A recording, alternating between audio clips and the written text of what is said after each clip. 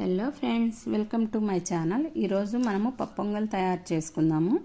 దానికోసం మనము ఒక గ్లాసు బియ్యము, 3/4 గ్లాసు పెసరపప్పు 15 నిమిషాలు నీటిలో నానబెట్టి ఉంచుకోవాలి. ఇప్పుడు మనం కుక్కర్ పెట్టి ఒక గ్లాసుకి 4 గ్లాసులు నీళ్లు వేసుకొని అవి మరిగిన తర్వాత నానబెట్టిన బియ్యం, పెసరపప్పు వేసి అలానే కొద్దిగా ఉప్పు, పసుపు, నెయ్యి, 6 మిరియాలు వేసి కుక్కర్ మూత పెట్టి 6 విజిల్స్ వచ్చే వరకు ఉంచాలి.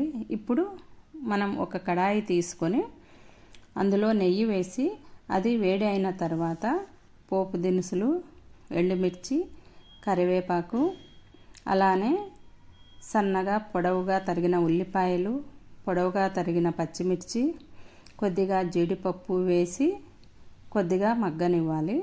తర్వాత చిన్న అల్లం ముక్క, మిరియాలు, కొద్దిగా జీలకర్ర గ్రైండ్ చేసి పోపులో వేసుకోవాలి. అలానే కొద్దిగా ఇంగువ కూడా వేసుకోవచ్చు. ఇప్పుడు మనం ప్రెషర్ అంతా పోయాక కుక్కర్ మూత తీసి అన్నాన్ని మెత్తగా చేసుకొని మనం తయారు చేసుకున్న పోపు అందులో వేసుకోవాలి. అంతే. దీన్నే కొంతమంది కట్టు పొంగలి, పప్పు పొంగలి అంటారు. మీకు నచ్చితే లైక్ చేసి, షేర్ చేసి, సబ్స్క్రైబ్ చేసుకోండి. Okay friends, thank you.